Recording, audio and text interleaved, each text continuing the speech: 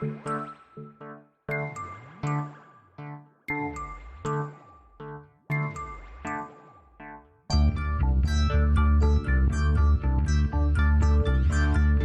is Continuum Drag, a weekly podcast where we revisit sci-fi, fantasy, and just plain weird shows. This week, Gemini Man, episodes 1 and 2. Operation delivery will begin at precisely 0500 hours when an Army convoy will depart the laboratory.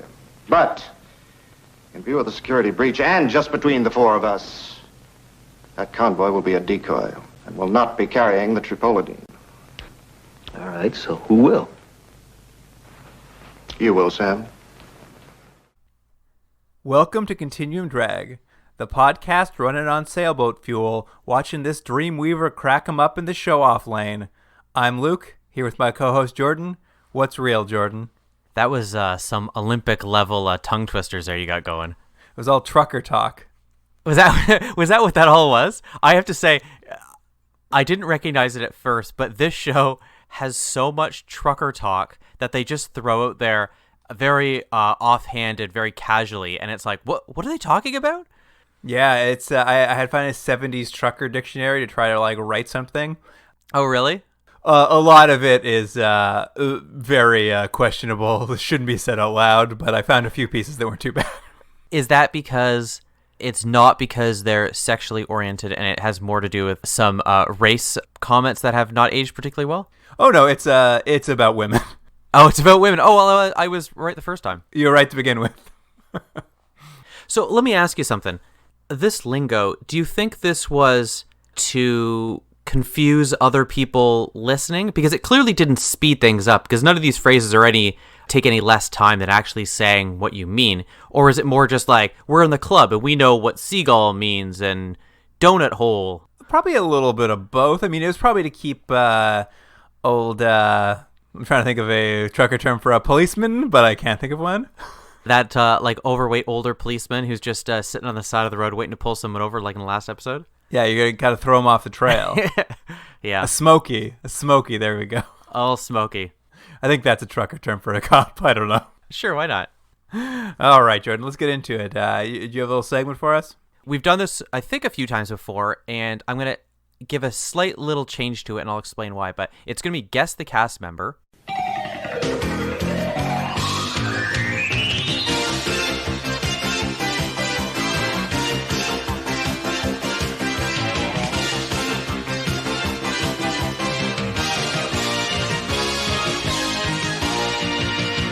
You'll notice that this actually has a pretty small recurring cast, like actually a lot of these shows from this time period seem to. But I'll explain as we go. So we have 4 actors and then the showrunner of the show, and I wanted to put him in for a couple of reasons. One, because I want to mention something interesting about him after the game. And secondly, he also did a little bit of acting work. Oh. So I've thrown him in too.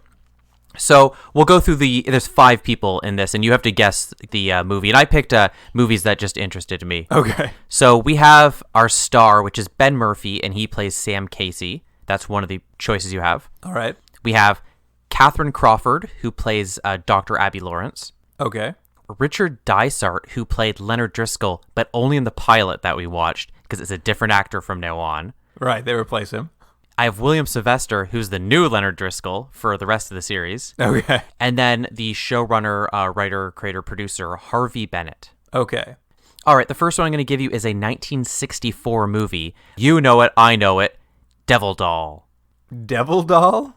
Yeah, I don't know. I'm assuming it's about a possessed doll. Oh, I mean, we would check out with that title.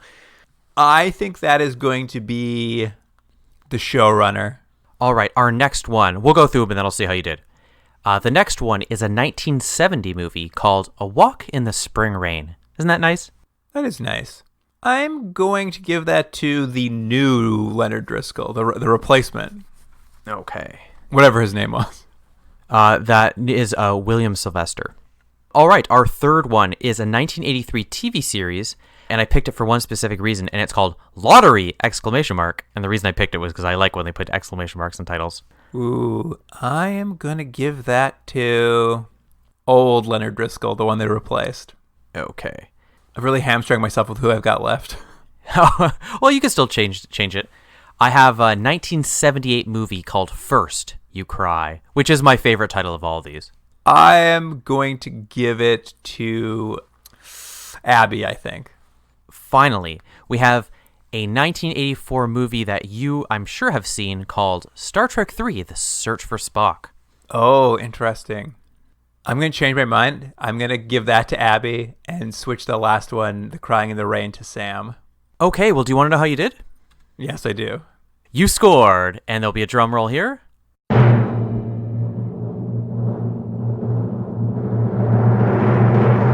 A 0 to 5. Oh, I didn't get it. So I'll go through them with you because I know everyone's very excited. Devil Doll, the 1964 movie, was actually not starring, but he was in it. It was William Sylvester, who's our new Leonard Driscoll. Okay. Didn't know if he had a mustache or not in that, but our 1970 movie, A Walk in the Spring Rain, was Catherine Crawford. Okay. The 1983 TV series Lottery was Ben Murphy. Oh, really? Yeah, star of our show. And the 1978 movie First You Cry was our first Leonard Driscoll, Richard Dysart, which leaves the Star Trek III movie Search for Spock as Harvey Bennett. Really? And the reason I wanted to add him in, and there's something, it's Harv Bennett. I keep calling him Harvey Bennett, but it's Harv. Maybe Harvey's to his friend. And something interesting about Harvey, because I'm going to pull up his thing, he was a writer, producer, and he did a lot of different things over the years. But most interestingly, he wrote Star Trek II, Star Trek III, Star Trek IV, and Star Trek V. Really? The showrunner of this wrote the Star Trek movies? Yeah, but not 1 and not 6, but 2, 3, 4, and 5. That blows me away. I mean, I like those movies. Yeah. I don't like this show.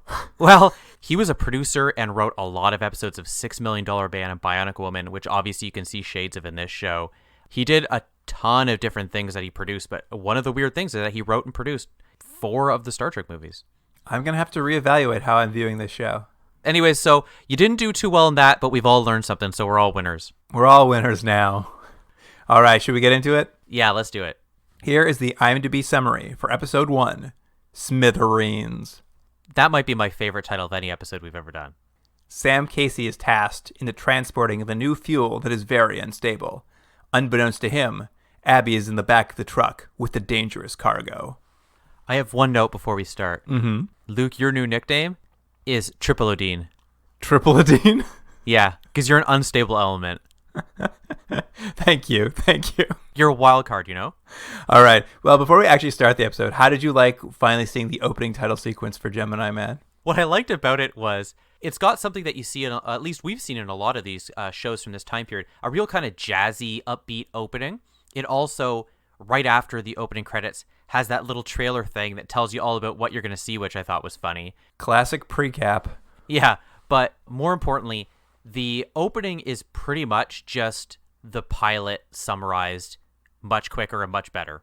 I like when text shows up on the screen and it says, Casey's status, invisible. Yeah, that's actually a better title, Status Invisible. Oh, that is good. Someone call Harv Bennett, I'm assuming in hell, and and letting him know we have a better title for him. I don't know why that makes me laugh so much, but I've just summed up this entire man's life, and I've put him directly in hell. I also liked in that opening titles, they keep showing the digital watch, and the text on screen keeps saying, like flashing, never exceed, never exceed. You know what's funny? When I saw that, I thought, this is going to irritate Luke because he's sure it can't exceed. I'm sure. I know it can exceed. This particular episode, it sort of opens up in the parking lot of Intersect with Dr. Arthur Hale, who, I don't know, what did you think he looked like? There wasn't anything that signified interesting of him to me. I don't remember what he looked like. I thought he looked like current-day Chevy Chase. I'd have to go back and watch it again. I'm going to assume you're right, though. He's assaulted in the parking lot by a couple of guys with a gun who are trying to steal his briefcase. You know what? I do remember, and you are correct. He did look like modern day Chevy Chase. I don't know why. As soon as I saw him, I was like, "Hey, that's old Chevy Chase." As soon as now I saw it, because what you get is 2 guys mugging this guy, and of course it's a great scene for Sam to come and rescue the guys, and he does it cheating by being invisible. And that's how he beats the guys up. Yeah, as always. But he has one of my favorite lines right after the fight. So he fights the guys off. They kind of run away. And the guy gets up and he's like, "Thanks for your help." And Sam says to him, "You got any ideas who those turkeys are?" Sam's got a lot of one-liners. I love referring to someone as turkeys. It's turkeys. Everyone still says it. The kids. You should bring it back, Jordan. I can do it, no problem. Who are these turkeys over here? They'll love it. Yeah. So Dr. Hale has created, as you mentioned before, triplodyne. What is triplodyne, Jordan? It's a new fuel additive, and what I wrote down was, and correct me if I'm wrong, Luke, I wrote down that it triples vehicular mileage. That's correct. Do you think triplodyne is made out of triffids? Oh, you know what? I didn't even put that connection together. You're much more clever than I am. Yes, I'm 100% behind that. That is the kickoff to the whole triffids thing. Yeah, isn't that interesting? I didn't even put those two together, but yes, that must be canon. And do you know how many miles per gallon that triplodyne will get you? Oh no, I didn't write that down. 70. That's a lot. Is it a lot? I wasn't sure. I don't know. We don't use gallons here. I don't know. And he got attacked because this new revelation he's created in gas technology, fuel technology, it's gonna piss off people like foreign oil who want to keep America dependent on their product. This really feels of its time, doesn't it? It does in many ways. Although it's very funny, even in 2020, we're still you hear about dependency on foreign oil. This is like, we're just dependent on oil, you guys. Yeah, you don't need to say foreign. This, of course, leads us to meet our new Leonard Driscoll. Yeah. He's still got a mustache. That's right. And this is a spoiler. The next episode, he doesn't have a mustache. You know what? I didn't even register that, but you're right. So sometimes he has a mustache, sometimes he doesn't, and sometimes he's a completely different human. Maybe they thought that was the easiest way to transition between the two actors. They'll be like, grow a mustache. People won't be sure it's you or not. And the next episode, you shave it off, and the transition will be seamless. It took me a minute to realize it was a different person, which I should have realized right away, but I was like, Leonard seems different. If I hadn't checked IMDb, I wouldn't have known. For me, the biggest tell that it was a different actor was the portrayal of Leonard is different in this. Remember I mentioned in the last episode, he was sort of like, it was a jokey thing and he was always laughing about stuff and how could you believe these antics we're getting into? This Leonard doesn't think anything is funny. He looks like he's about one major disaster away from a heart attack. I mean, you're not wrong, but I will. There's a moment in this episode where he laughs that I'm going to talk about later. Oh, okay. But basically, Leonard gives Sam a mission. They need him to get this triplodyne to the Federal Energy Agency. And to do that, they're going to deploy a decoy with a military escort to throw off their foreign oil enemies. But Sam will drive Dr. Hale and the triplodyne in a separate semi-truck to go under the radar. Yeah, and that's the setup of this episode, which is basically, it's the 70s, we're going to get an exciting, action-packed driving episode. But I don't know if I understood why this organization wanted Sam to do it, and I'm assuming it's that Leonard is the person who always is going to be sending on the missions. Don't you think he'd only want to save him for missions that needed invisibility? I mean, I'm going to bring this up right now. This episode uses invisibility not just sparingly, but this episode didn't need invisibility. I agree with you. They've given up on even wanting to use invisibility already. I didn't hate this episode by any means. However, it's not an episode of Gemini Man. It's just a episode where a cool guy drives a truck around and has to solve problems. And then at the very end, they're like, oh yeah, he's invisible for 3 seconds. But it's like, they don't use the invisibility at all. And I feel like the writers already are showing issues that they don't want to use this feature that they've decided on. No, this is technically episode 1. This is like after the TV movie. This is their first episode. And the scenes where he does use invisibility ever so fleetingly, it feels like they just had to put it in. He could have done all the same things without invisibility, almost. I agree. Wild. What a wild thing is going on. I know. Can you imagine being like a kid excited? It's the new show, Gemini Man. The guy goes invisible, and then you sit down for this, which is seemingly the first episode, because probably most people didn't see the pilot, 4 or 5 months before, and you sit down and you're like, this is a guy driving around a truck with no sleeves. Use that invisibility already, buddy. Yeah, but he won't. He just won't do it. I want to go back real quick to his mission to get this triplodyne to the what is it called? Federal Energy Agency. Mm-hmm. Leonard sets a real time limit for him. He's just like, you have to get there before it closes at 6 p.m. And I'm just like, they won't stay open 5 minutes later to get the ever so important new energy-saving thing that's going to save America's oil supply. You have to get there for 6 or they go home. It's the stakes, Luke. You need the viewers to be like, is he going to get there for 6 or not? It was just the funniest thing to be like, you got to be there at 6 p.m. because they close at 6 p.m. And I'm like, what? Who knows? Maybe they're very strict. He's not trying to get to the department store. So what we get is the setup, as you mentioned, is Sam is driving a truck. What's his name? Dr. Hale. Dr. Hale is in the back, and something similar to the pilot episode, if anyone remembers, when they went in an airplane, the guy, Royce, he had this very fancy desk set up in the back of the plane, and a very similar, he's got a big, like, fancy desk set in the back, and I'm like, man, the 70s, people they brought, like, big mahogany desks with them wherever they went. Well, not only does he have an office set up in the back of the semi-trailer, the office is situated inside of a safe, a giant room-sized safe that has also been placed in the back of the semi-trailer. That's right. How do you think they got that in there? I actually just assumed they built it in there. And that would make more sense. But yes, you're right. I forgot to mention that. It's a big safe, and it's got one of those classic sort of like spin wheel. Like a bank vault. Yeah, exactly. So funny. I know. I noticed that too. I'm like, what is going on here? And I'll bring this up now here, is as they're getting ready to go and they're showing up the safe and how it's all going to work, Sam turns to Leonard and Dr. Hale says, only one problem. I haven't got my union card. And Dr. Hale and Leonard That's right. give the fakest laughs I have ever seen. The both of them, it looks like they're struggling to remember how a human laughs at this joke.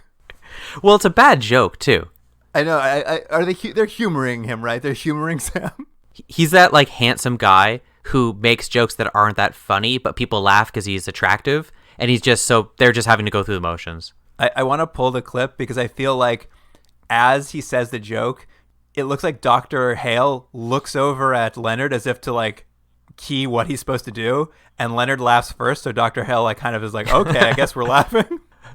I went back and watched it a couple times because I'm like, this is the funniest, fakest thing I've ever seen. All right, but let's keep going. The mission's underway. They've loaded up at Dr. Hale's lab everything they need into the semi-truck. Sam will have a briefcase phone in the cab of the car to call back to call to Leonard as they drive around. And did you catch Leonard's code name? No, what was it? Every time they're driving around, Sam calls him and he's like, affirmative, Big Daddy. That's right. And now, are we going to ruin it? What's his face gets one too. Sam gets one. What is it later on? Oh, I forget, actually. Oh, I hope I wrote it down. Well, maybe it'll be in your notes when we get to that truck driver. But there's also like a walkie-talkie so that Sam can talk to Dr. Hale in the back. And as they're kind of loading up and getting ready to go, Dr. Hale remembers that he forgot one piece of equipment at his other lab on the, other side of town. Sam's like, no big deal. We're ahead. If we leave now, we'll still be on schedule to make it for 6 o'clock because that's important. So, like, let's do that. So they take off right away. What we see then is Leonard, he's calling on a radio to the, he's like on a radio talking to the decoy convoy, which is just like heavily armed, militarized convoy that's heading out. And while he's talking to this convoy on what I assume is a secure radio channel, Abby cuts into the line. Yeah. She's just like, hey, Sam didn't sync watches. He was too busy getting it on with Blonde in the commissary. The reason they have to have Abby get in because it becomes a little plot point, which is she wants to meet him later at a stop along the way. I believe it's at the doctor's other lab. Well, I think she's trying to get to the lab before they leave. Like they left early, so she doesn't know they've left yet. Right. But she wants to get there so that they can get there. They'll sync watches. He can get what he has to get, and they get off. But I mean, I know this is now officially the first episode.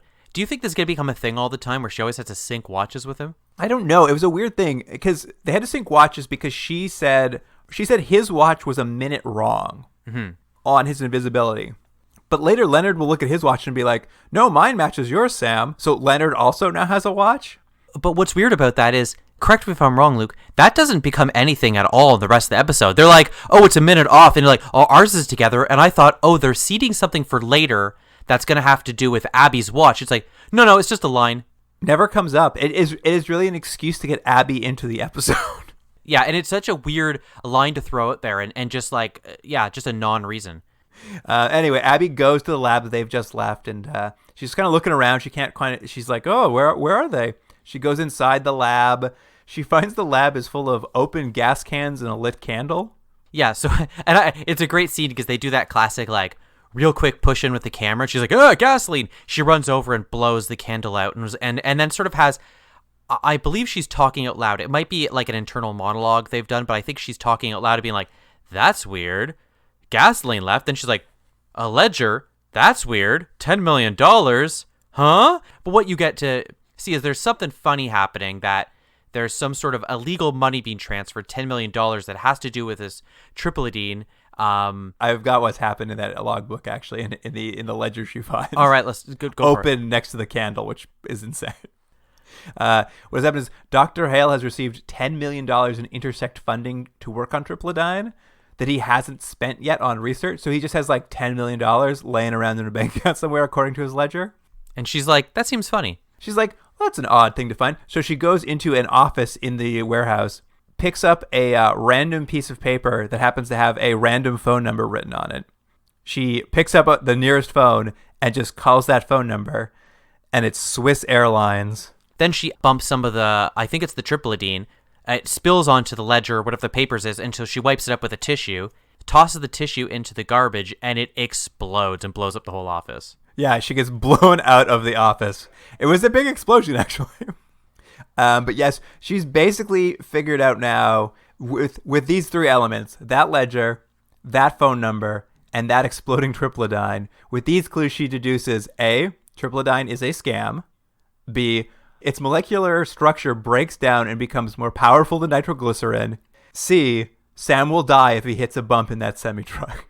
It was funny because they set up everything you needed in this scene, and, it was a little bit clumsily done, but I wasn't sure if it didn't seem to come across very well, and I didn't know if it was because it's just the time period, or if it just wasn't very well written, or I just wasn't paying attention. I think it was pretty awkwardly done. It's like she walks in, basically pieces together the entire mystery of the episode because they need to get that information out. And then she goes to call Leonard, and two goons walk in and like say, hey, you're not calling anybody. You're coming with us. Yeah. And then that's it. Like, she's just kidnapped. We go to Sam and the doctor at the lab he goes, and I think he says something to Sam like, oh, what I needed is not there. And they're like, all right, let's get on our way. And they travel. But what you see is, or we learn to find very quickly, is the doctor has gotten off the truck and they've replaced her with have replaced him with Abby in the safe. My understanding is they were going to another lab of his to pick up a piece of equipment. Yeah. What you see is people carrying two big laundry bags. They walk onto the truck with the laundry bags as Sam's like signing for the delivery of the laundry. One of the guys gets off and says, oh, Dr. Hale said this bag wasn't his, so I'm going to put it back. And they're like, okay, sign here, Sam. And they walk away. And I guess the idea is Abby's in one laundry bag, bring her on. Dr. Hale gets into one of the other laundry bags, gets carried off. But I'm just like, it looked like he was picking up his laundry, not picking up lab equipment. So originally the plan would have then just been for the doctor just to get off, and they've like ad-libbed the situation and said, all right, let's just go with it. We'll put Abby in the safe. But I don't know if that makes a lot of sense for what their plan is. Why not just kill her? Yeah, exactly. Because that's what the thing is. They're like, we'll put her on the truck and they'll both die together. It's like, well, why not just kill her now? Sure, when they investigate the exploded truck, won't they find her body? Regardless of that, that's the plan. Although I guess they're betting that they won't investigate because they wouldn't find Dr. Hale's body because he got off. Why not? Anyways, the point is, you've now got our two stars of the show. They're both in this truck with a very unstable liquid that could blow up at any moment. In a what would you call that? A water cooler jug? Yeah, it actually looks a little bit more like when you see people like blowing on jugs like in a jug band. That's what it looks like. That's very good description. So now Sam's still on his mission. He's still driving down the highway, and so Dr. Hale and his goons can like keep track of Sam and I guess like continue to make sure he explodes. They start flying along beside the semi-truck in a helicopter, but very visibly, like they're almost directly above him at all times. I mean, he spots it almost immediately, but he doesn't really think anything of it. Several times during the episode, and before this switch has happened, he can get on his phone and he calls back to the doctor, and the doctor's always responding with things like, almost every single time she's like, Sam, I'm working on these ledgers, don't bother me. Like, Sam, I told you not to call me. I'm working on my ledgers. And Sam's like, oh, sorry. But he's filling out patent forms. Patent forms, yeah. But what we see is somehow when Sam now calls back to the doctor, Abby can still hear it in the back, but she can't respond. But the doctor in the helicopter can respond, so Sam still thinks he's back there.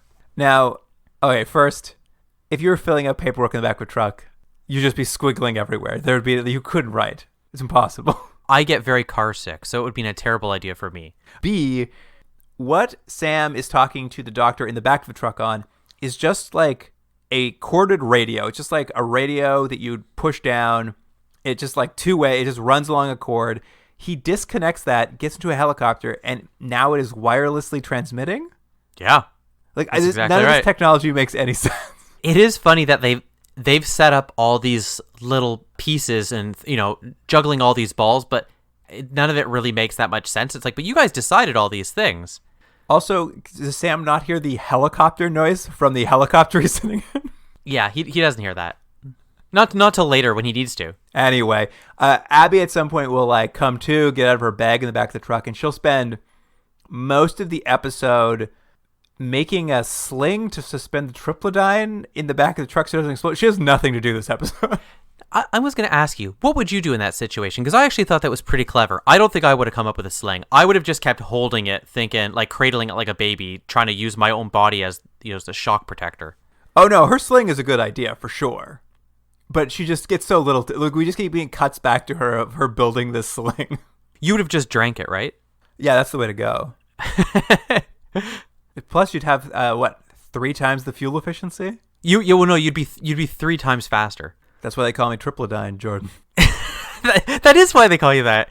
Because I'm an unstable element? It doesn't work at all. It works just as well as this episode's plot.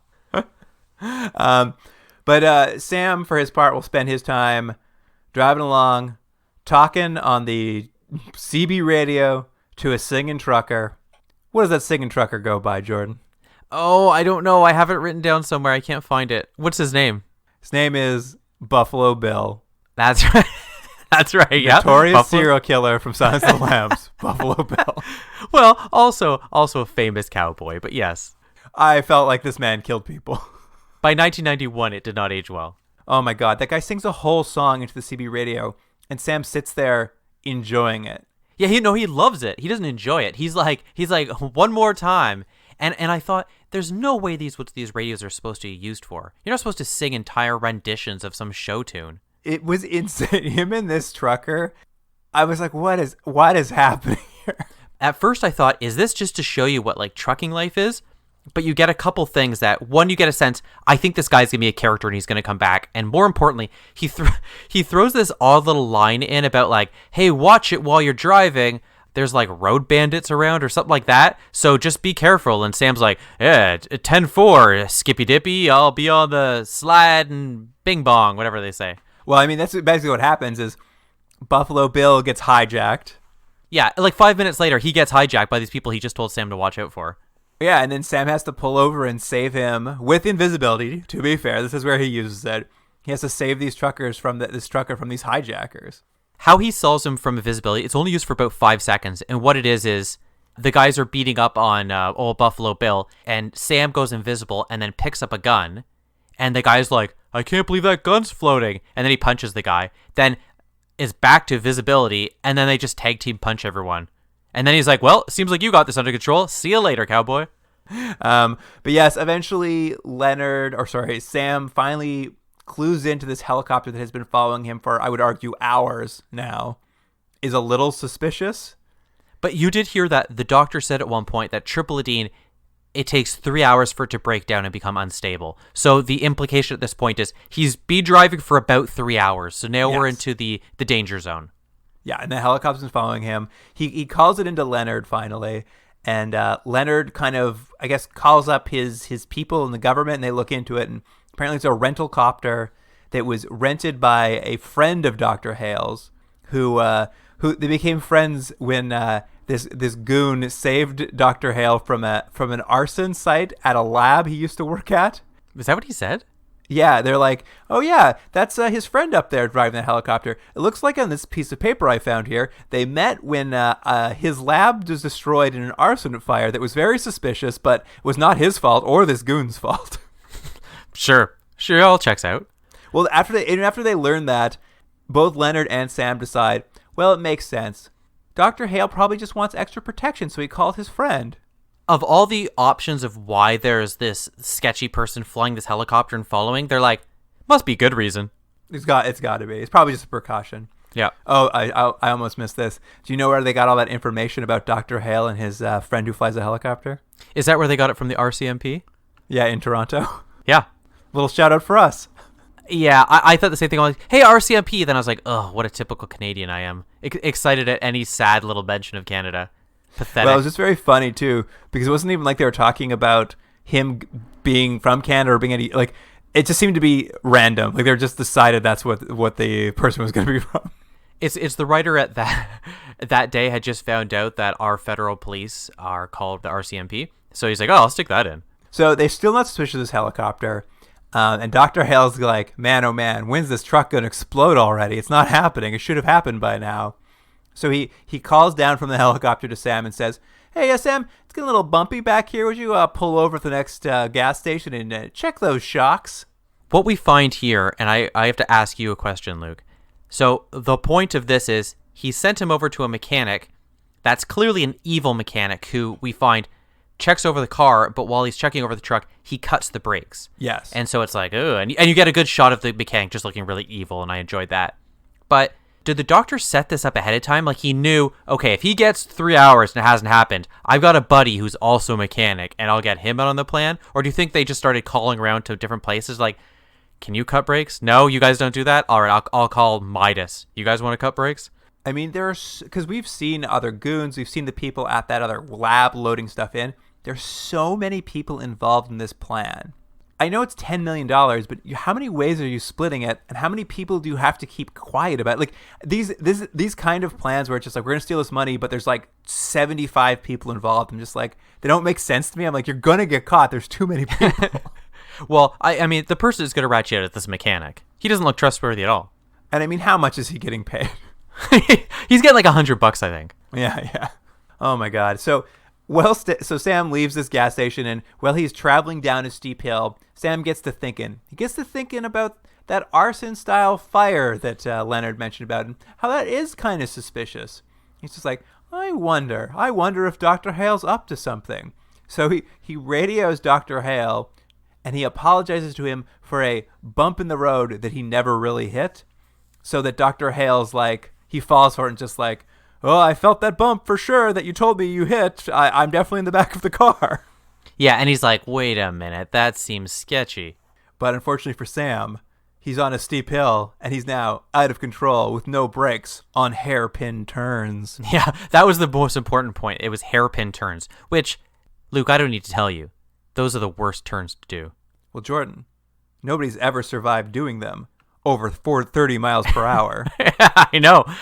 So, there's no way he's going to be able to do it. If Abby was here, you know what percentage she'd give him of surviving? 0. At some point, he says he's going 67 miles per hour. That's much faster. But thankfully, he's made a friend on these lonely roads.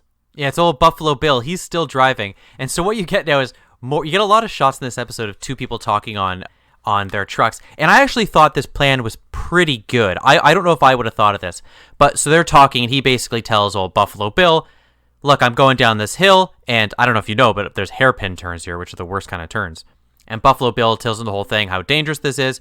And if you can get through all these turns and get to the part where it's a little bit like an even slope, we can start doing the exact same speed, and you can bump into the back of my truck. I can start using my brakes, and we'll slow both trucks down. Which, actually, to be fair, is a pretty cool sequence. I don't know if it's that cool in this show, but I don't know if I've seen that in a movie before. And in terms of like an action car chase kind of show, I thought that's a pretty cool idea. It's definitely a cool idea. You're right, though. It's not like the most excitingly executed on this particular episode, but no, because they're on a TV budget, and so it's more like close-ups of Sam like looking frustrated, turning the wheel, as opposed to the like really cool wide shots of what the trucks are doing. Yeah. But yeah, that's essentially what happens. Buffalo Bill manages to slow him down and stops his truck in a small town. And then Buffalo Bill sort of like takes his leave, says, see you later, cowboy. Yeah, well, no, what he actually says is he's like, we're even now. Because earlier on, he's like, hey, remember you beat up those goons later? I owe you. Because that's the rules of the road. If you owe someone, you have to slow down your truck to let them, be able to stop when they don't have brakes. You have to pay him back. Sam obviously is suspicious of Dr. Hale. So now that he's stopped, he calls Dr. Hale on the radio and says, hey, I just got to get out and fix these brakes that broke. I hope that's okay. And Dr. Hale's now getting a little suspicious that maybe Sam doesn't believe he's in the back of this truck. Yeah. Sam then steals an acetylene torch from a local garage. But, by our count, uses invisibility for the second time. Again, no reason to use the invisibility. The guy's not there when he steals it. The only reason to show that he's invisible is the guy comes back later and is like, hey, where's my blowtorch? But he could have just stole it without being invisible. No one was watching him. He could have taken it. Yeah. He cuts into the safe, I guess essentially to find out if Dr. Hale's back there. He's still suspicious. He might be back there. Well, there's a couple funny things about it because I don't know if you could really use a blowtorch in this manner. I mean, yes, you could use a blowtorch to cut through metal, but he cuts like a human-sized door. It would have taken so long to cut through what is conceivably a very thick, secure safe. So he cuts a door size to cut out. And also, what if the doctor was back there? How's he going to explain that? He's like, oh yeah, remember when you said you were back there and I didn't believe you? Well, I cut a door in the safe and ruined the mission. I mean, it is funny because the actual execution in the show is a very thin metal that we clearly get to see. Yes. To the point where you're like, oh, you probably could have kicked that down. Well, that is what he does. He cuts the door and then he just like very gently pushes it open. It doesn't look great from the side because you can see how thin it is, but I think in the show world it's supposed to be a very thick, secure metal. But he does find Abby back there, and they're like, oh, it's all a terrible trick. What's going to happen? And about this time, Dr. Hale's up in that helicopter, and he's just like, I can't wait anymore. We got to do something about this truck. It's not exploding. His solution is something he probably should have just done from the beginning, which is he pulls out like a machine gun and just starts shooting the truck to hell. Yeah, he's like, I'll try to hit the gas tank from the helicopter. But he's like, I don't know if it's supposed to do that. He's just not a very good shot, but he shoots 8,000 times at the truck. It's very funny. So basically, Sam gets Abby off the truck and says, you stay here and stay out of the show from the rest of the episode. Is that okay? I'm going to drive this truck away. Yeah, and he drives away. He still doesn't have brakes, by the way. No brakes still. But he's got to save that town from exploding. Yeah, so he drives the truck away, and the guys are still shooting at him, and the doctor keeps... I think it's the helicopter driver is like, is he still there? Is he still there? And then Sam... He pulls into a big field. Yeah, and uses invisibility so they can't see him anymore, and they think he's ducked down. That's what they think, right? This part was so poorly shot that it was hard to tell, but there is a question of is he still in the truck? Has he gotten out? I think the pilot says, isn't the passenger side door open? And they're like, yeah, but I didn't see him jump out. They don't know. They can't figure it out. And it's so poorly shot, you, the audience member, can't even tell if he went invisible or whether he also just jumped out of the truck. Yeah, it was weird they didn't actually show him go invisible. They just kept cutting back and forth. But what we know is that Sam has jumped out of the truck. They do shoot it and do blow it up. And the doctor's like, well, I guess I've won everything. Well, the doctor's not so sure. He's like, land this helicopter. I got to make sure Sam is dead. Yeah, which is a fatal mistake for a villain.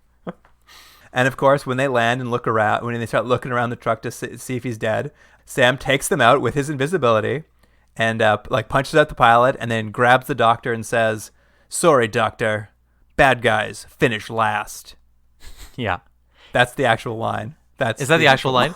Yeah. And then really quickly, Driscoll and Abby show up and the cops show up and the doctor gets taken away. And I like that he gets to have one of those end of Scooby-Doo-esque things. He's like, I would have got away with it if it wasn't for you meddling Intersect guys. And they take him away and he's ranting about invisibility. So they're like, he's crazy, am I right?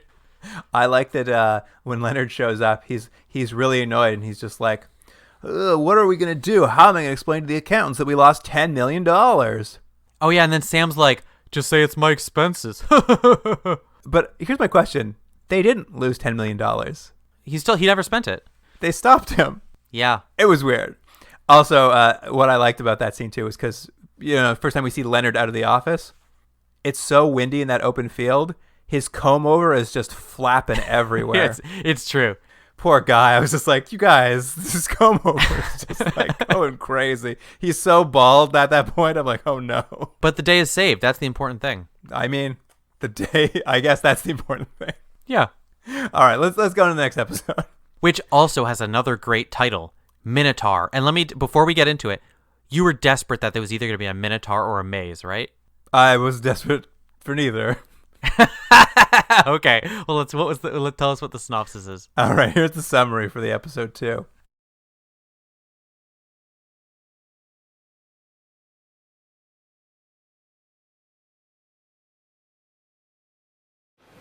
It was officially labeled the A-73, designed to be a purely defensive surveillance system. All right, who's Carl Victor? He was the man in charge of Intersec's Bureau of Technological Development. I fired him 5 days ago. Why? For a $40 million cost override. For secretly transferring the A-73 into an offensive weapon, but one so uncontrollable that even the Pentagon wanted it scrubbed. He boasted it was the ultimate weapon, but we feared it was a doomsday machine. Well, morning after I fired him, he and the A-73 disappeared. Disappeared? Leonard, it sounds like you better find this thing fast. A disgruntled ex-employee of Intersect has built the ultimate robot, one capable of leveling a building with a single blast from one of its laser gun arms. And if the government doesn't give in to his $1 million demands, he will proceed to unleash destruction on various buildings. Yeah, I guess that's about right. It's close enough anyway. So where does this episode start, Jordan? We start with a great scene. It's like a fuzzy pull focus into a bottle of champagne and a guy taking a bottle of champagne out of one of those what would you call it? Like a container with ice in it. Ice. That's an ice bucket. Yeah. What do you call those things? Those things you put ice in. Ice bucket. And he's having seemingly a sexy date with a sexy lady. And the implication you get is that they've been trying to have a date for a long time, but his work has prevented them from having a good time. And she seems a little bit irritated at his life. She says he's been promising her this date for months. That's a long time. But he's made up with it with not only champagne, but champagne in an ice bucket. Yeah, that's true.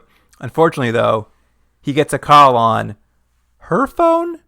His phone? Whose apartment is this? It's her apartment. And I think that's, again, it's not really executed very well, but I think the implication is supposed to be that they know where he is at all times. And that's why it's so alarming to her. She answers the phone. And she's like, it's for you? That's weird. But he's just like, yeah. Sorry, baby. That's the way it is when you're an invisible man. On the phone is Dr. Carl Victor. And Dr. Carl Victor is threatening Leonard's life and his career. Mm-hmm. I need to meet you at the Industrial Square. And it's like, huh, that's weird. I also like that after we get to know who this character is, this bad guy, he actually has nothing. He's like not trying to kill Leonard. I don't know why he said he was going to. That's funny. It's almost as if they wrote it and then forgot what had happened by the end. Anyway, he uses his invisibility power to escape from his date. Yeah, he's already used it in this episode almost more than he did in the previous episode. What he says is, look, this is important. I got to go deal with work. She's like, no, you're not leaving the apartment. So he goes invisible to fool her so he can get her to the apartment. I'm like, wow, what a use of those powers. I mean, she does lock the door on him, I guess. I suppose. But it's because she'd been waiting months. I need this date with this hunky man. Yeah, with his long, curly 70s hair. He goes to, what did you call it, Industrial Square? Yeah, Industrial Square. And who should arrive but a robot like a big garbage can on wheels with arms? It's one of the worst looking robots you could possibly put at least as a showpiece, like as the element of destruction in this episode, the obstacle he must face. It's this super slow moving, immobile, clumsy, non-threatening looking robot that can barely do anything. It looks like something from Quark. Yeah, I mean, it looks like it should be in a 50s cereal or something. Yeah, it doesn't look good. And when they first showed it, I actually thought, I was like, oh, please don't be the major robot of this, because it takes you out of the already kind of silly world. Like, this thing just does not look good. I did laugh when I saw it, and I was like, well, at least there's a robot.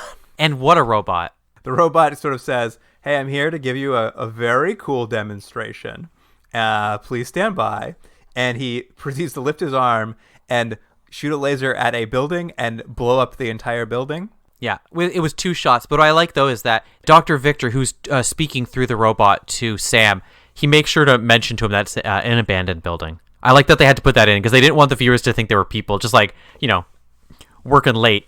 After he blows up the building, did you like that? I haven't seen this that I can recall, but maybe I have in a movie or something. But Sam runs up to a firebox in the road and like breaks it open and turns a key inside of it and like calls the fire department. Do you think that used to be a thing, or was that just a quick way of having like a little safety concern answered in the episode? Because I was like, I don't think I've ever seen one of those before. I feel like those did exist. I think they might have even been slightly archaic for 1978 even. Like they were like probably when you didn't have access to payphones to like call for help. Like this is how you call the fire department. And things were more flammable, et cetera, et cetera. Either way, he does what I think you're supposed to do, which is call the fire department, and then he gets out of there. He gets out of there. He's lost the robot. So he heads to Intersect, and Leonard fills us in on what's going on. And did you like their big conference room with a giant map of the world table? Yeah. Well, I know. I think they stole it from some evil villain. It did look very evil villain-esque or something. Did we ever mention, by the way, what the name of the robot is? Because it's coming up in this scene, isn't it? That's true. Yeah, that's what we're talking about here. Is Dr. Carl Victor, who created this defensive security robot called the Minotaur. And I think its code name is A73. A73. Well, Dr. Carl Victor was also in charge of Intersect's Internal Bureau of Technological Development. That is, up until 5 days ago. He got fired for being a little crazy.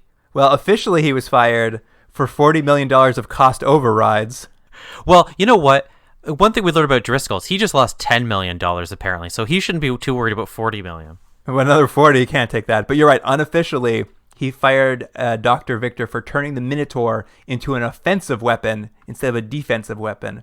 One that was so dangerous, even the Pentagon wanted it scrubbed. Question for you. What is the difference between a defensive robot and an offensive robot? Because seemingly they both have those laser guns that can blow buildings up. But what, one does it from a crouched position? I can tell you what the difference is. What is it? It's which side you switch the toggle to. So he just, no matter what they did, every night he kept switching it to offensive. They're like, didn't I tell you? And has to come and switch it back. Yeah, exactly. That's exactly what happened. They kept mentioning it so that you knew they were the good guys. They're like, but it was defensive. It was only supposed to be defensive. I'm like, but that doesn't mean anything. If it had all the same capabilities and had the same hardware and the same ammunition on it, who cares if it's defensive? I know. It is funny. It's a real way of being like, we're the good guys, not the bad guys. It's like, but you built a super weapon. You have to sort of suspend your disbelief in this show. Not only that a guy can turn invisible, but that this really clunky, sad-looking robot not only is that effective that it can essentially take down the world, it's so impressive, but also that it's worth $40 million because it looks like it's worth about $4. That's true. You also need to suspend your disbelief that a private security firm is the good guys. That's true as well. But what happens here while they're having a conversation? Dr. Victor has disappeared with the Minotaur after he was fired, and they don't know where he's gone, but as they're talking, a courier arrives with a video cassette. What I love, though, is the courier has a really good line. Did you catch what he said? I'm not sure. What did he say? He comes and goes, "Oh, hey, Dr. Leonard, I didn't know you were here. This came earlier this morning, and it was marked urgent, but I didn't know you were here, so I couldn't deliver it to you right away, so I'm giving it to you now. Here you go." And then he leaves, and I thought, why would they have put that in? Why couldn't he have just come and said, this just came in urgently? It's like someone said, it's too coincidental they'd be talking about it. The video would come right now. So why don't we have the guy at the front desk get it and ask around and go, oh, Leonard's not in? Oh, okay, I'll just hold it for a while. It's like, it was such a weird chunk of dialogue that they had this one guy do. But anyways, the important thing is the video has arrived. That is very funny. The video basically are demands from Dr. Victor. He essentially wants Leonard to call off the manhunt for him. He wants Leonard to talk to the Secretary of Defense to give him $500 million in cash. Think about that, Jordan. In cash. what's the biggest denomination? Let's say it's $100. I'm sure they have larger denominations that are not in normal currency or normal circulation, excuse me. But like, how many bills would that be? Would that fill an entire room? Easy, right? Easy. There's no way you could give someone $500 million in cash. It's impossible. But anyways, he's crazy, so who knows what he wants. But you're right, they got 12 hours or he's going to level a busy skyscraper. That's right. So basically, Leonard gets on the phone. He starts calling his people. He's like, double their search efforts. Get people out there. Let's get going. And Sam's been sort of standing in the corner of the room the whole time. And he kind of interrupts Leonard on the phone. He's just like, hey, Leonard, is it cool if I like follow up on a hunch? And Leonard like takes the phone off his ear and he's like, what? Yeah, I don't know. Whatever. Go ahead. But again, what I like about this though is Sam has the ability to go invisible. Now, I'm not saying you would want to use him on every mission, but he sort of is treated like a pest. Like, oh yeah, there's this guy. It's like, he should be getting tested at all times to see if they can make a super whole troop full of invisible people and stuff. But it's sort of like, yeah, it's just a cool casual guy. Yeah, go do what you want. It's true. Why aren't they using him for more research? Let me see if I get this. You probably got this, the chain of events here next. He looks at the delivery slip and sees there's handwriting on it. Yes. He wants to track down who actually signed for who sent the delivery, because he thinks then he'll be able to track down Victor. Yes. Now, what he sees about the handwriting, though, is he's just like, it's clearly a woman's handwriting. That's right. How many women are associated with Dr. Victor? And they list off like 6 people, and they're like, oh, and also he has a daughter, Nancy Victor. Yeah, that's the part I didn't understand. It was just women associated with him? What does that mean? They just have a list of women who are associated with him for some reason hanging around. Yeah, that's the part that was confusing, because it was like they wanted to have this little mystery, but they also didn't want it to take too long to solve. So they're like, yeah, there's 5 women he knows. Oh, but one of us is his daughter? It's probably his daughter. So what Sam does is he goes undercover, and by how he goes undercover, he puts a hat on. And by the way, I'll mention, it's the same hat he wore from the pilot. Well, he's kind of dressed as a courier. It's a courier, but it's the same orange hat he wore in the first episode. But he goes as a courier and basically, I don't know, kind of like sweet talks her a little bit to get her signature. Yes. And then comes back to the office to match them in this gigantic computer that they have. Yes, and the computer tells them these are the same signature. Yeah.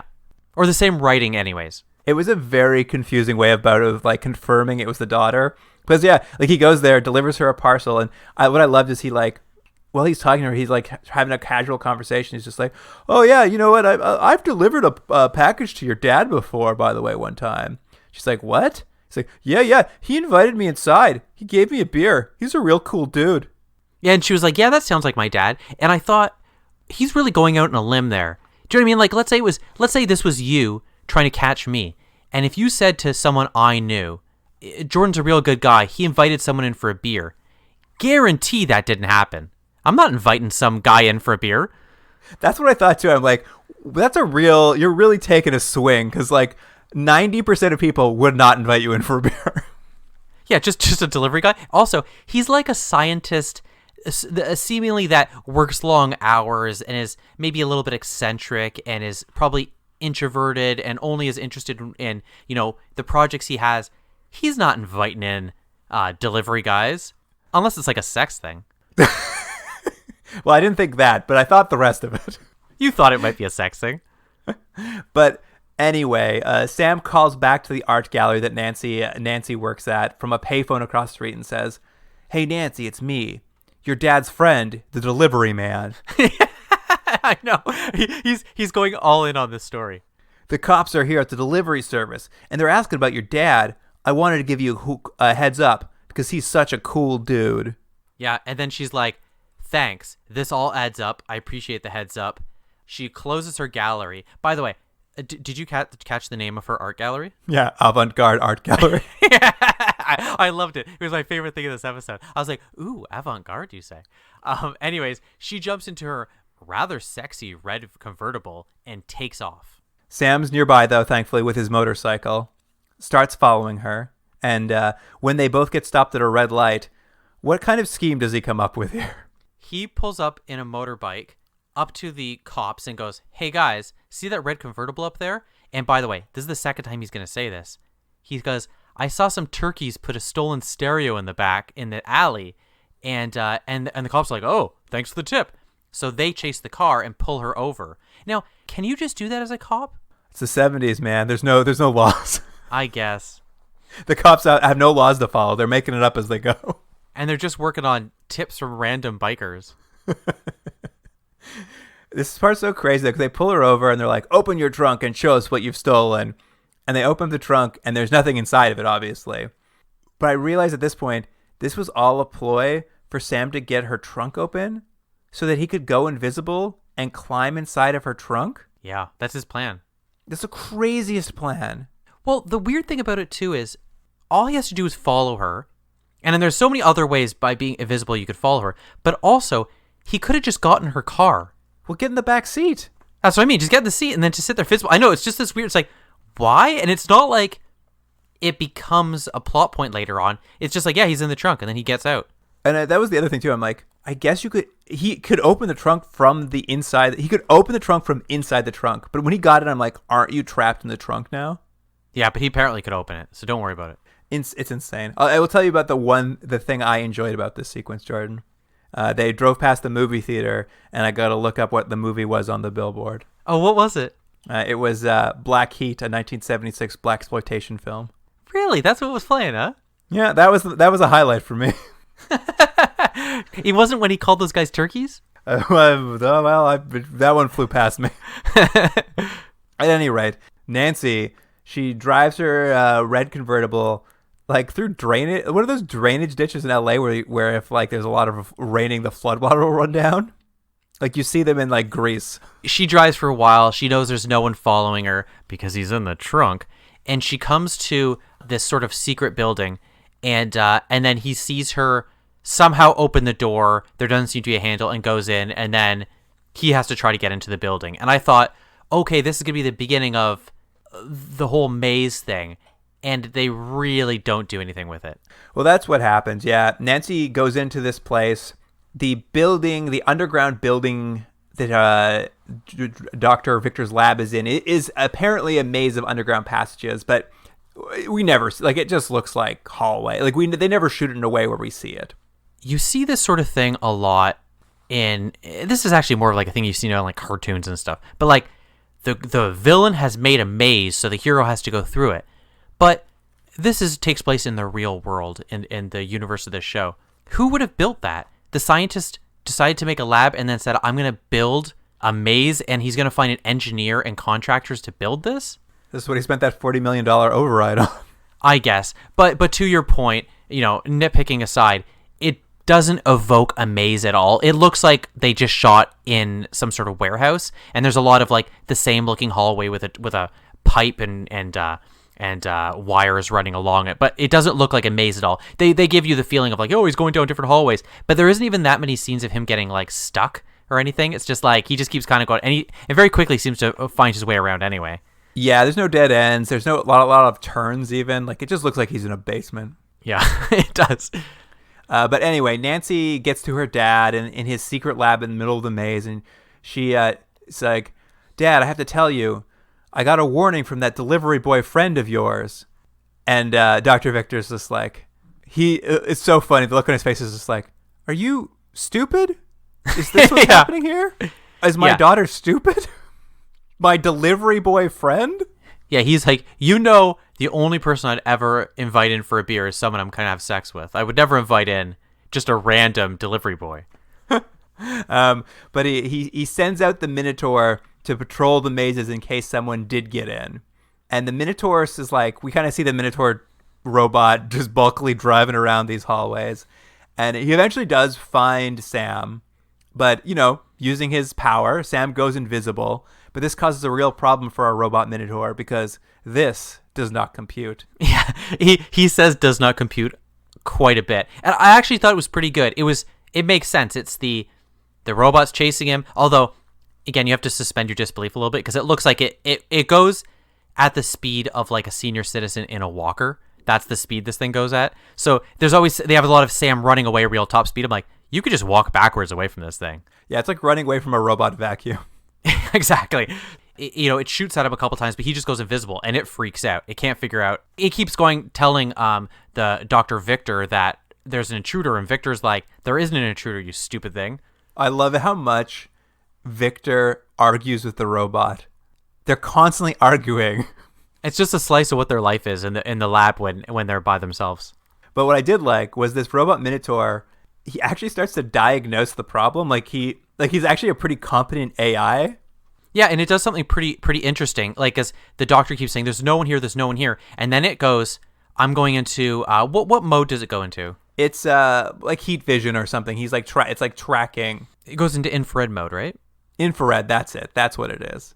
And like it's able to figure out that like Sam's refracting light, and that it's like he's out there somewhere. He just needs to like track him down correctly. And like we get a few scenes where like the robot's trying to find him with infrared. And you're right, Dr. Victor's constantly yelling at him to come back and telling him there's no intruder, and the robot's just like, there is an intruder. He's like, no, there's not. There's no intruder. Yes, there is. Yeah, there's a lot of that. But the Minotaur finally catches him on a catwalk in like, I don't know, a warehouse or something.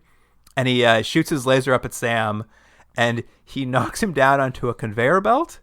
A conveyor belt, which, by the way, is operating, and at the bottom of the conveyor belt is like grinding wheels for clearly like breaking up metal or large chunks of something. But I'm like, what is the doctor doing, and where is he working? He just has these machines operating.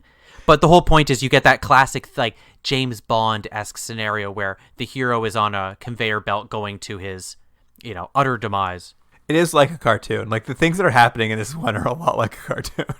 I actually thought this was going to be a pretty cool scene. I'm like, how's he going to get out of this? And then it just stops. The grinding just stops. Yeah, no, Dr. Victor now that he's seen a visible Sam, believes the robot. So he just walks in there with a gun and says like, get up, come into my lab.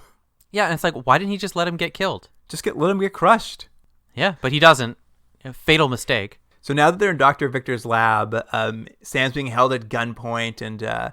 But Sam, he's pretty cocksure. He's got this invisibility going on. Nothing can stop him. He's just like, hey, Dr. Victor, you better surrender to me or I'm going to go invisible and beat you up. And Dr. Victor's like, invisible? You're crazy. And Sam's like, yeah, check this out. And he pushes his watch. And once again, the watch is broken. It's not broken, actually. See, that's what the question I had, because I thought it was broken. But what I guess it is the robot is sending a signal that won't allow the watch to work with his condition that he has. It's even crazier than that. Minotaur rolls into the office when he tries to do this, and the Minotaur says that he has computed a way to stabilize Sam's molecular DNA in close proximity. The robot solved his problem.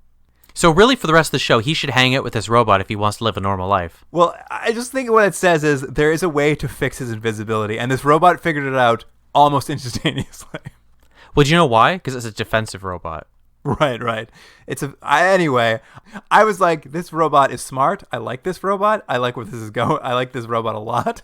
The point is, he can't go invisible now. His ace in the hole is gone. And Dr. Victor calls back up Leonard Intersect and says, give me my money now, or I'm just going to like blow up Intersect because I know you sent your spy out here to get me. And he opens like a skylight in the roof, and he tells Minotaur in like an hour or what, like gives a timeline. He's like, just shoot straight up in the air and destroy Intersect. So its lasers have like an arc to them. My assumption, although they didn't say it and there's never an indication of it, is that he's going to shoot rockets or something. Right. Oh, maybe that's what it is. But they don't ever say that. I'm giving it the benefit of the doubt. Oh, well, you're a good man. Sam calls Nancy over and kind of explains to her that her dad is in fact a bad guy and completely crazy, and not the good guy she thinks he is.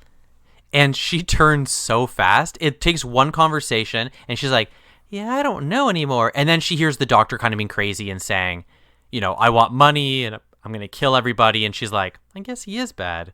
Well, it's funny because her dad's been telling her all of this time. He's like, no, I'm doing all of this for world peace. You got to believe me, it's for world peace. And then when she hears him on the phone demanding money from Intersect, this is my favorite part of their relationship. He takes Nancy aside and he's like, listen, Nancy, I'm doing this because I promised your mother I'd make you a rich little girl. Yeah. That is his only motivation, is he promised his wife he would make his daughter a rich little girl. If I ever show you a secret lab and I have a robot that has the ability to blow up buildings and I tell you I'm doing it for world peace, do not believe me. Yeah, fair enough. But will you make me a rich little boy? Oh, of course I will. Well, then, go for it. It's my only character trait. It's my motivation. Anyway, Sam and Nancy, they team up because it's like, it's time to stop crazy dad. Sam's like, look over there on his laboratory bench. And she looks over and there's a beaker of alcohol and a beaker of chromium trioxide. I love that you wrote it down. All I knew was, oh, them gonna explode. And that's what happened. She very casually just walks up to the two liquids and throws them at the ground and they explode. Well, it's funny too because they're sitting, just two beakers. That's it. There's no other beakers. Yeah. Perfectly labeled. As I was watching it, I was just like, what do you think chromium trioxide is? And Melanie was next to me, so she Googled it. And she's like, oh, that chromium trioxide? And it was, I should mention this, a bright purple liquid. Yeah. She's like, this Wikipedia says it's bright orange when wet. Well, they did half the research. They did they did next to no research. It just was so funny. I'm just like, man, oh man, they couldn't nail anything, could they? But what I like, though, is she's thrown the two liquids now into the ground. They've burst into fire. And the robot, old Minotaur, his solution for it to stop the fire is to shoot all of his lasers at it. I feel like what happened was there was an explosion behind him. He panicked, turned around, fired his lasers, and like basically blows open the secure door to the lab, which gives Sam the opportunity to like run away because now there's an escape route. But it's so funny because the robot's turning back around to look at Sam, and it's so slow moving that Sam just runs around behind its back. And so when the robot finally turns back to where Sam was, he's gone, and the robot's like, where did he go? We kind of skipped over it real quick, but there's at least 10-15 minutes of Sam running down the hallways and the robot chasing him and with its robo-vision and stuff. But like, at any point, Sam could have probably just run up to the robot and slid by him, and the robot wouldn't have been able to get to him because it's so cumbersome. Here's my question for you. Because before all of this happens, when he's talking to Nancy, he essentially whispers a plan into her ear. And then what we see is her throw some chemicals, cause an explosion. The panicked robot shoots open a door. And did he know? How could he have planned that? Well, that's what's weird about the scene, because it sort of looks like a genius plan. But what they could have just done is Nancy could have just taken the two vials and thrown them at the door and had the same reaction. But like, I don't know how they knew the robot was going to shoot. And also, why even include that? You could have just had them blow up the door and run away. But they've some reason that we wanted the robot to be involved. But either way, Sam's a genius. So complicated, this plan. Anyway, unfortunately, since Sam's run away and he's gotten far enough away from the robot, he's able to turn his invisibility back on. Yeah. And the Minotaur, who's supposed to be standing under the skylight to launch his rockets, I guess, becomes distracted because Sam's molecular destabilization has happened again. And so the robot's just like, listen, I gotta go deal with this guy. And I'm going to leave the lab. And Dr. Victor is just like screaming at him to come back. He's not listening to Dr. Victor anymore. Not at all. And they have a little argument. The Minotaur don't care. So he chases down Sam. And Sam's like running around the complex, like laying Home Alone traps. There's about 5 minutes there where there's a lot of, I think the major one is that he gets Nancy to pour liquid on the ground, and then they put a wire into the liquid and wait for the robot to come, and then they put the power on, electrocuting him, which doesn't really do much to it. Well, that's what's funny. He like drives into an electrified puddle, and you think, well, that's going to do something. The robot just shakes it off and keeps chasing him. There's another thing he does coming up, and I don't know if they had seeded it at all or explained why it bothers the robot, but there's a lot of scenes of Sam up on a catwalk and the robot's trying to get him and shoot him. And what Sam keeps doing is throwing buckets of shredded paper, or like, it looks like confetti all over the robot. Is that what he's throwing? It's not paper. It's not tinfoil either, but it's essentially tinfoil. Like it's a thin metallic paper. Basically tinfoil, I guess, that he's torn to pieces. And I guess when he throws it as confetti in front of the robot's sensors, it like for some reason jams his sensors. Like for some reason the metal does something and it causes his visual acuity to go out. So that's that Westworld robot's one flaw. Well, he's got a few flaws because Sam MacGyvers together another trap for the Minotaur, and it is from a Wile E. Coyote cartoon. Yeah. What he does is what you find is like the robot's coming to him and shooting him, and he keeps tossing this metal paper on him, so he's maneuvering him around. And what you find out is Sam has put sort of like something you'd see in like a safari in a cartoon, which is a rope on the ground in a big hoop waiting for the robot to go over to it so he can tie the rope and then get him upside down. Yeah, he's got a snare to catch the robot in, and he uses a crane that's mounted to the ceiling to pull it up and basically flips the robot upside down, so the robot's hanging by its legs upside down in this or whatever snare. it is, yeah. And then he climbs down the cable onto the bottom of the robot and like pulls out his motherboard and like destroys the Minotaur. Saves the day. It was so bizarre. And the episode wraps up with Leonard arriving to arrest Dr. Victor. Dr. Victor has gone completely catatonic because the robot told him to obey, not the other way around. Yeah. Because the robot said, "No, Dr. Victor, you obey me," he went catatonic. Wouldn't that do it to you? And then Leonard Driscoll walks in, sees the broken $40 million Minotaur, and he says, "How am I going to explain this to the government?" So that's clearly what's going to happen in every episode, is that he's going to show up at the end and complain about the money that was wasted. That's his character. And there's like some jokes about their expense reports here again, like, oh. Yeah. And I was trying to remember, I'm like, because I love these dumb jokes that like imply there's a corporation with like, they have to do reporting stuff. I was like, what is this reminding me of? What are these bad accounting jokes reminding me of? And you know what it is? Was it Badlands? Jake Cardigan on Tech War used to constantly talk about his expense reports. That's right. That's funny. It's some sort of shorthand for something? I don't know. There is actually a very funny idea and joke in there about bureaucracy and kind of having to actually work at one of these places where you're a superhero half the day, but the other half of the day you have to like fill out your reports. There is a funny idea in there. They're never like executed. But the important thing is the day was saved. He's probably going to go on a date with Nancy at some point too. Oh yeah, that's right. He's just like, "Hey Nancy," maybe Nancy asks him out afterward. Yeah, I can't remember, but they imply that they'll be going out later. Yeah, no, I think it's Nancy. She's just like, "So you want to like go out sometime after this?" And he's just like, "Yeah, I'll call you sometime." Yeah, and that's it. That's the episode. All right. Well, let's. You want to get in and rate these two then? I already know. I know mine are going to be higher than yours, and not because I think they're a much better show. I just think I have a higher tolerance for this type of show as opposed to you. The first episode, I think we've mentioned all the problems that are there, and the big major one is that this is an episode and a TV show that is about a guy being invisible, and they don't do it at all in this show. However, I am kind of a sucker for like just a car chase kind of episode, and I thought that was kind of fun. So I'm going to go just over halfway and give it 5.5. 5.5, eh? Wow. Yeah. I mean, I agree. They abandoned the premise of the show in the first episode of their show. Yeah, it's crazy. I mean, listen, I'm tuning in for at least some mild variation on science fiction, and you gave me a show about a truck. So I'm giving it a 2. I'm giving it a 2. Oh, 2. And that's probably high.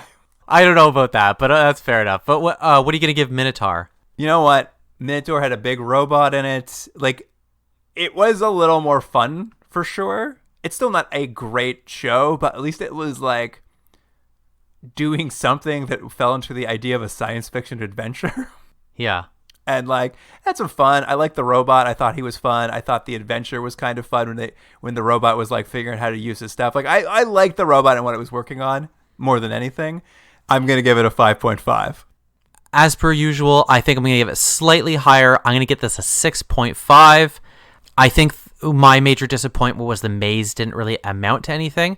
And I could see the turn of the daughter, realizing things like from a mile away. So with all the kind of spinning wheels and stuff, it can only really be a 6.5. But now let me ask you, more importantly, are we in danger of taking the escape pod now? First of all, I just want to say, if you are watching this and any turn in this show catches you by surprise, see a doctor. Yeah, fair enough. Probably have developed a brain tumor of some sort. Yeah, okay. You need to see a medical professional. I have 2 questions. What's our overall score, and how many episodes do we have to watch before we're in the danger zone?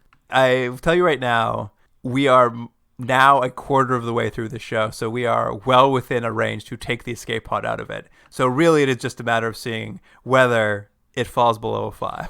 I think then let's hold hands and boot up the machine.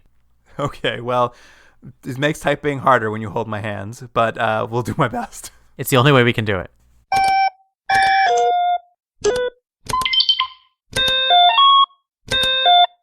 So, our Continuum Drag computer score has been punched in, and the show is currently at a 5.